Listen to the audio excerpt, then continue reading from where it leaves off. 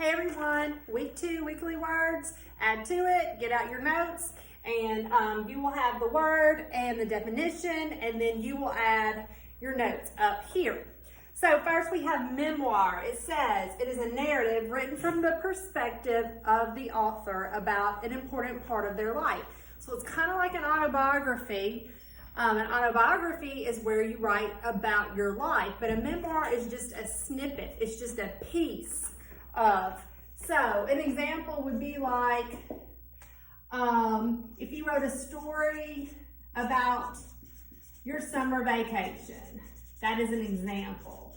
You're not writing about your whole life, just a snippet, an important memory. So not your entire life, but a memory, like a memoir. Okay? Next we have summary and summarize. Summary is a noun, summarize is a verb. So summary is a brief statement or account of the main points of something. So it's just the main points. Summarize is when you actually do it. You're doing the summary. You are summarizing the story. That's the verb form. All right, mood is the emotional feeling or atmosphere that a work of literature produces in a reader. So that is when you're watching a movie, what feeling do you get? Are you scared? Are you feeling suspense? Does it make you happy? The mood is the feeling the reader, or if you're watching a movie, or if you're at a concert, reader or the audience gets. But the key word here is reader or audience. It's the feeling that they get, that they receive from the book, the story, the song, the movie, etc. Tone, and so far all of these are nouns. Tone is the author's use of words and writing style to convey his or her attitude about the subject. So the tone is the author's. So here the mood is the reader's feelings. The tone is how the author's feels or their attitude about the subject. The subject is what is the story about, maybe the theme or the central idea. What is their attitude towards it? What feeling are you getting from them? What do they feel about it? Paraphrase, verb. It's a little different from summary. How? It says express the meaning using different words to achieve greater clarity. So paraphrasing is still kind of like summarizing, but you're putting the material in your own words. So you're taking the main points like a summary, but you may be putting it in words in terms that you would use. Anecdote is a noun. It is a short or interesting story about a real incident or person. Okay, so it's a short story to make a point or to teach something. So it can be humorous and it can be funny, but it's a story someone makes, a little quick story to maybe get their point across or to teach something. Character, you have you have dynamic character, and that the character undergoes an important interchange or a personality change. Then you have static, and the character doesn't have any personality changes in the story. So an example of dynamic is the Grinch, right? The Grinch Stole Christmas.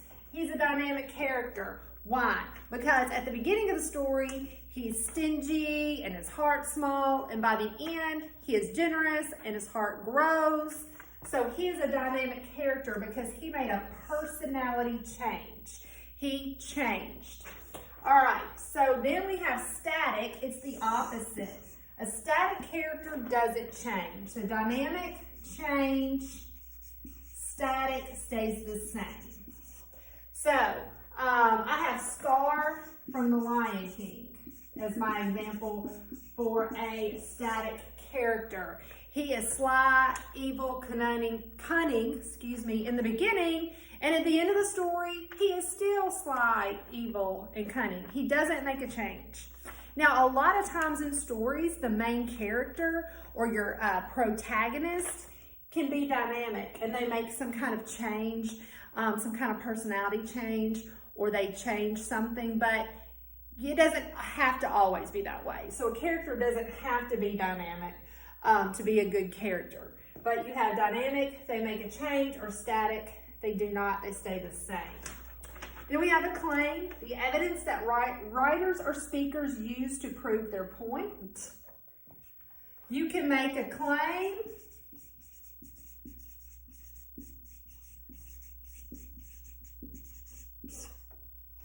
to your parents that you need a new cell phone.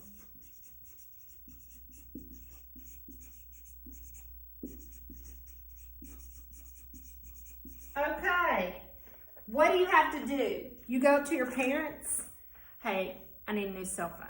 Now, like a lot of kids I know, including my own, then they tell me the reasons why, and sometimes how it might even benefit me as the parent for getting their new phone.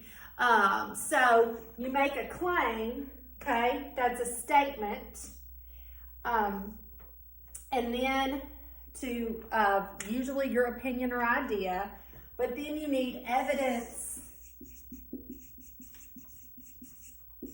to prove your point. So then you have your evidence to prove your claim. You have your evidence to your parents why you need the new cell phone. Inference. These are all nouns. Inference, an idea or conclusion that's drawn from evidence and reasoning. So it's like an educated guess or draw a conclusion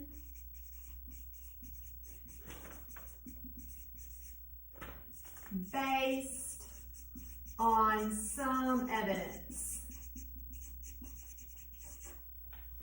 All right, so that is an inference. You can infer or make an inference, getting some information to draw a conclusion. My sandwich is off the counter and there are crumbs by my dog's bed. So I'm gonna infer that my dog got my sandwich off the counter. I'm making inference from some evidence that I have. Transitive verb, we had this last week in DGP. A lot of people were still confused. It's a verb that requires an object to receive the action. So first of all, to be a transitive verb, there are two requirements, okay? To be transitive, the verb has to be an action verb and it has to have a direct object. Both of these things are required to be a transitive verb. So, these are your notes for your weekly words. Again, on the weekly words assessment, it's not just, can you give me the definition of a dynamic or maybe a static character? It's, hey, can you read this passage or the story and tell me if the character is dynamic or static, why? You may read a sentence, is the verb transitive or not? So you have to take these and also be able to apply them. All right, great. Hope to see you all next week.